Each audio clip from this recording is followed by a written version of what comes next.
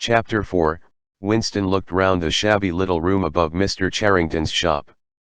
Beside the window the enormous bed was made up, with ragged blankets and a coverless bolster. The old-fashioned clock with the 12-hour face was ticking away on the mantelpiece. In the corner, on the gate-leg table, the glass paperweight which he had bought on his last visit gleamed softly out of the half-darkness. In the fender was a battered tin oil stove, a saucepan, and 2 cups, provided by Mr. Charrington. Winston lit the burner and set a pan of water to boil. He had brought an envelope full of Victory coffee and some saccharin tablets. The clock's hands said 17:20, it was 19:20 really. She was coming at 19:30. Folly, folly, his heart kept saying, conscious, gratuitous, suicidal folly. Of all the crimes that a party member could commit, this one was the least possible to conceal. Actually, the idea had first floated into his head in the form of a vision, of the glass paperweight mirrored by the surface of the gate-leg table. As he had foreseen, Mr. Charrington had made no difficulty about letting the room. He was obviously glad of the few dollars that it would bring him. Nor did he seem shocked or become offensively knowing when it was made clear that Winston wanted the room for the purpose of a love affair. Instead, he looked into the middle distance and spoke in generalities, with so delicate an air as to give the impression that he had become partly invisible. Privacy, he said, was a very valuable thing. Everyone wanted a place where they could be alone occasionally. And when they had such a place, it was only common courtesy in anyone else who knew of it to keep his knowledge to himself. He even, seeming almost to fade out of existence as he did so, added that there were 2 entries to the house, one of them through the backyard, which gave on an alley. Under the window somebody was singing. Winston peeped out, secure in the protection of the muslin curtain.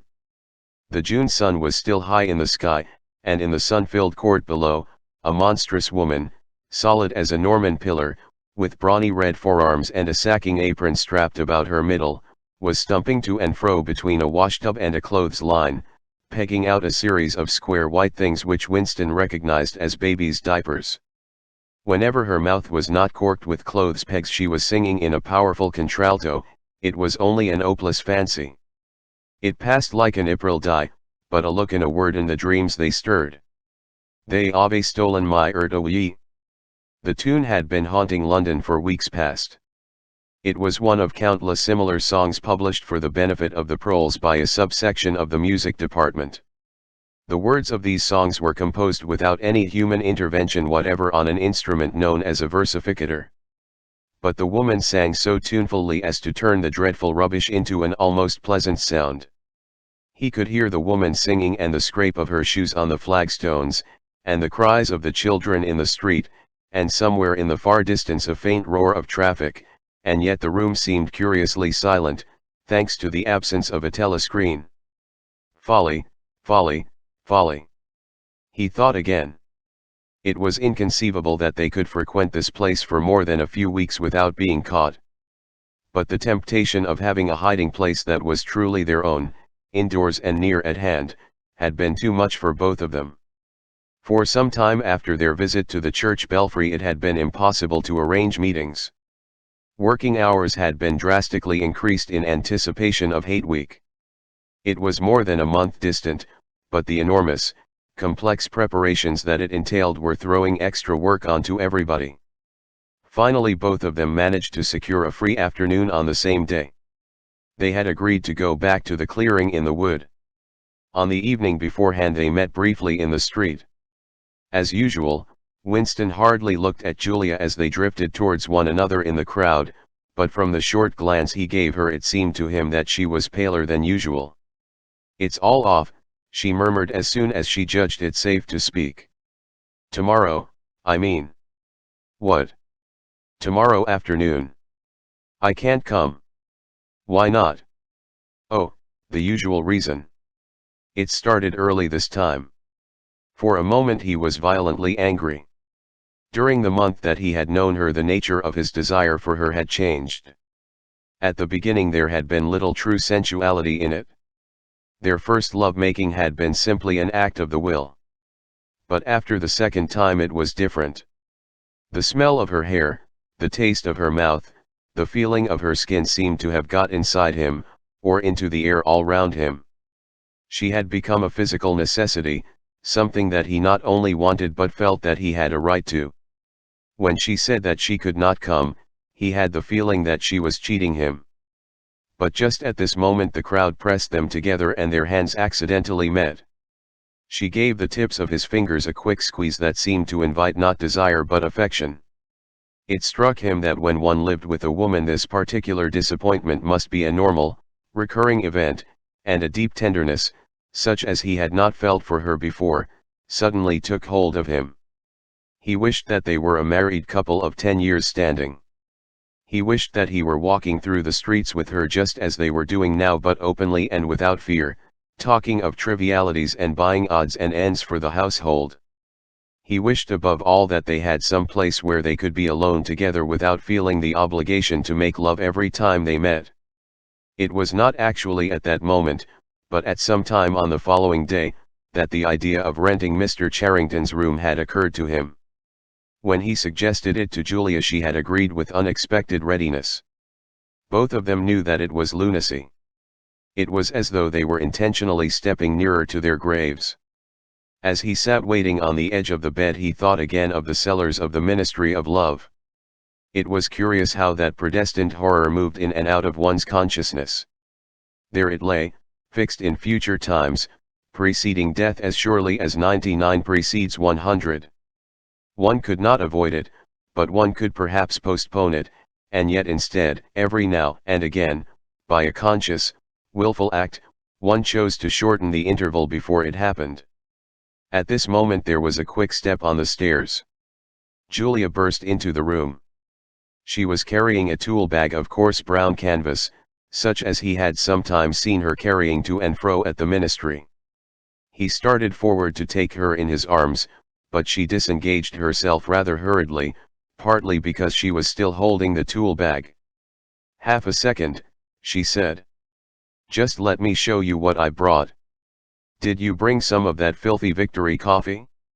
I thought you would. You can chuck it away again, because we shan't be needing it. Look here." She fell on her knees, threw open the bag, and tumbled out some spanners and a screwdriver that filled the top part of it. Underneath were a number of neat paper packets. The first packet that she passed to Winston had a strange and yet vaguely familiar feeling. It was filled with some kind of heavy, sand-like stuff which yielded wherever you touched it. "It isn't sugar," he said. "Real sugar. Not saccharin, sugar. And here's a loaf of bread, proper white bread, not our bloody stuff, and a little pot of jam. And here's a tin of milk, but look. This is the one I'm really proud of." I had to wrap a bit of sacking round it, but she did not need to tell him why she had wrapped it up. The smell was already filling the room, a rich hot smell which seemed like an emanation from his early childhood, but which one did occasionally meet with even now, blowing down a passageway before a door slammed, or diffusing itself mysteriously in a crowded street, sniffed for an instant and then lost again. "It's coffee," he murmured, "real coffee. It's inner-party coffee. There's a whole kilo here," she said. "How did you manage to get hold of all these things? It's all inner-party stuff. There's nothing those swine don't have, nothing. But of course waiters and servants and people pinch things, and look, I got a little packet of tea as well." Winston had squatted down beside her. He tore open a corner of the packet. "It's real tea. Not blackberry leaves? There's been a lot of tea about lately. They've captured India, or something," she said vaguely. "But listen, dear. I want you to turn your back on me for 3 minutes. Go and sit on the other side of the bed. Don't go too near the window.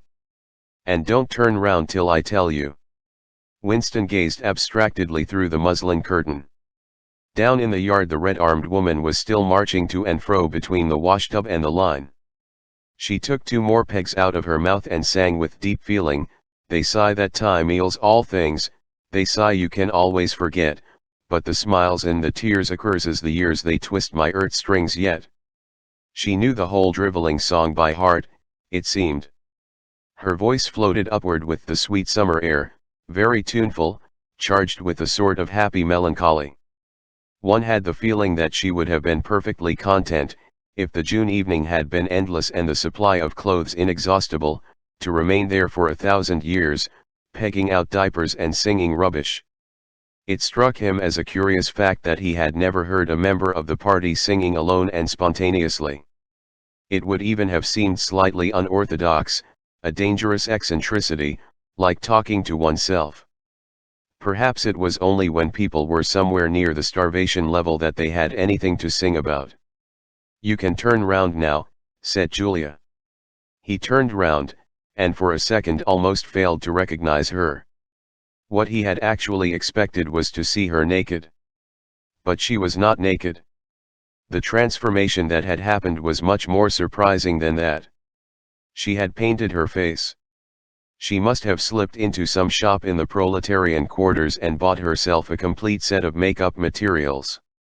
Her lips were deeply reddened, her cheeks rouged, her nose powdered, there was even a touch of something under the eyes to make them brighter. It was not very skillfully done, but Winston's standards in such matters were not high. He had never before seen or imagined a woman of the party with cosmetics on her face. The improvement in her appearance was startling. With just a few dabs of color in the right places, she had become not only very much prettier, but, above all, far more feminine. Her short hair and boyish overalls merely added to the effect. As he took her in his arms, a wave of synthetic violets flooded his nostrils. He remembered the half-darkness of a basement kitchen, and a woman's cavernous mouth. It was the very same scent that she had used, but at the moment it did not seem to matter. "Sent to," he said. "Yes, dear, sent to. And do you know what I'm going to do next? I'm going to get hold of a real woman's frock from somewhere and wear it instead of these bloody trousers. I'll wear silk stockings and high-heeled shoes. In this room I'm going to be a woman, not a party comrade." They flung their clothes off and climbed into the huge mahogany bed. It was the first time that he had stripped himself naked in her presence. Until now he had been too much ashamed of his pale and meager body, with the varicose veins standing out on his calves and the discolored patch over his ankle. There were no sheets, but the blanket they lay on was threadbare and smooth, and the size and springiness of the bed astonished both of them. "It's sure to be full of bugs, but who cares," said Julia. "One never saw a double bed nowadays, except in the homes of the proles." Winston had occasionally slept in one in his boyhood. Julia had never been in one before, so far as she could remember. Presently they fell asleep for a little while. When Winston woke up, the hands of the clock had crept round to nearly 9. He did not stir, because Julia was sleeping with her head in the crook of his arm. Most of her makeup had transferred itself to his own face or the bolster, but a light stain of rouge still brought out the beauty of her cheekbone. A yellow ray from the sinking sun fell across the foot of the bed and lighted up the fireplace, where the water in the pan was boiling fast. Down in the yard the woman had stopped singing, but the faint shouts of children floated in from the street. He wondered vaguely whether in the abolished past it had been a normal experience to lie in bed like this, in the cool of a summer evening, a man and a woman with no clothes on, making love when they chose, talking of what they chose, not feeling any compulsion to get up, simply lying there and listening to peaceful sounds outside. Surely there could never have been a time when that seemed ordinary. Julia woke up, rubbed her eyes, and raised herself on her elbow to look at the oil stove. "Half that water's boiled away," she said. "I'll get up and make some coffee in another moment. We've got an hour. What time do they cut the lights off at your flats?" 23:30. "It's 23 at the hostel. But you have to get in earlier than that, because Get out, you filthy brute." She suddenly twisted herself over in the bed, seized a shoe from the floor, and sent it hurtling into the corner with a boyish jerk of her arm, exactly as he had seen her fling the dictionary at Goldstein, that morning during the 2 minutes hate. What was it? He said in surprise. A rat. I saw him stick his beastly nose out of the wainscoting. There's a hole down there. I gave him a good fright, anyway. Rats, murmured Winston. In this room. They're all over the place, said Julia indifferently as she lay down again. We've even got them in the kitchen at the hostel. Some parts of London are swarming with them. Did you know they attack children? Yes, they do. In some of these streets a woman daren't leave a baby alone for 2 minutes. It's the great huge brown ones that do it. And the nasty thing is that the brutes always don't go on, said Winston, with his eyes tightly shut. Dearest. You've gone quite pale. What's the matter? Do they make you feel sick? Of all horrors in the world, a rat. She pressed herself against him and wound her limbs round him, as though to reassure him with the warmth of her body. He did not reopen his eyes immediately. For several moments he had had the feeling of being back in a nightmare which had recurred from time to time throughout his life. It was always very much the same. He was standing in front of a wall of darkness, and on the other side of it there was something unendurable, something too dreadful to be faced. In the dream his deepest feeling was always one of self-deception, because he did in fact know what was behind the wall of darkness. With a deadly effort, like wrenching a piece out of his own brain, he could even have dragged the thing into the open. He always woke up without discovering what it was, but somehow it was connected with what Julia had been saying when he cut her short. I'm sorry, he said, it's nothing. I don't like rats, that's all. Don't worry, dear, we're not going to have the filthy brutes in here. I'll stuff the hole with a bit of sacking before we go. And next time we come here I'll bring some plaster and bung it up properly. Already the black instant of panic was half forgotten. Feeling slightly ashamed of himself, he sat up against the bedhead. Julia got out of bed, pulled on her overalls, and made the coffee. The smell that rose from the saucepan was so powerful and exciting that they shut the window lest anybody outside should notice it and become inquisitive. What was even better than the taste of the coffee was the silky texture given to it by the sugar, a thing Winston had almost forgotten after years of saccharin. With one hand in her pocket and a piece of bread and jam in the other, Julia wandered about the room, glancing indifferently at the bookcase, pointing out the best way of repairing the gate-leg table, plumping herself down in the ragged armchair to see if it was comfortable, and examining the absurd 12-hour clock with a sort of tolerant amusement. She brought the glass paperweight over to the bed to have a look at it in a better light. He took it out of her hand, fascinated, as always, by the soft, rainwatery appearance of the glass. What is it, do you think? Said Julia. I don't think it's anything. I mean, I don't think it was ever put to any use. That's what I like about it. It's a little chunk of history that they've forgotten to alter. It's a message from 100 years ago, if one knew how to read it. And that picture over there, she nodded at the engraving on the opposite wall, would that be 100 years old? More. 200, I dare say. One can't tell. It's impossible to discover the age of anything nowadays. She went over to look at it. Here's where that brute stuck his nose out, she said, kicking the wainscoting immediately below the picture. What is this place? I've seen it before somewhere. It's a church, or at least it used to be. St. Clement Danes its name was. The fragment of rhyme that Mr. Charrington had taught him came back into his head, and he added half nostalgically, oranges and lemons, say the bells of St. Clement's. To his astonishment she capped the line, you owe me 3 farthings, say the bells of St. Martin's, when will you pay me, say the bells of Old Bailey. I can't remember how it goes on after that. But anyway I remember it ends up, here comes a candle to light you to bed, here comes a chopper to chop off your head. It was like the 2 halves of a countersign. But there must be another line after the bells of Old Bailey. Perhaps it could be dug out of Mr. Charrington's memory, if he were suitably prompted. Who taught you that? He said. My grandfather. He used to say it to me when I was a little girl. He was vaporized when I was 8 at any rate, he disappeared. I wonder what a lemon was, she added inconsequently. I've seen oranges. They're a kind of round yellow fruit with a thick skin. I can remember lemons, said Winston. They were quite common in the 50s. They were so sour that it set your teeth on edge even to smell them. I bet that picture's got bugs behind it, said Julia. I'll take it down and give it a good clean someday. I suppose it's almost time we were leaving. I must start washing this paint off. What a bore. I'll get the lipstick off your face afterwards. Winston did not get up for a few minutes more. The room was darkening. He turned over towards the light and lay gazing into the glass paperweight. The inexhaustibly interesting thing was not the fragment of coral but the interior of the glass itself.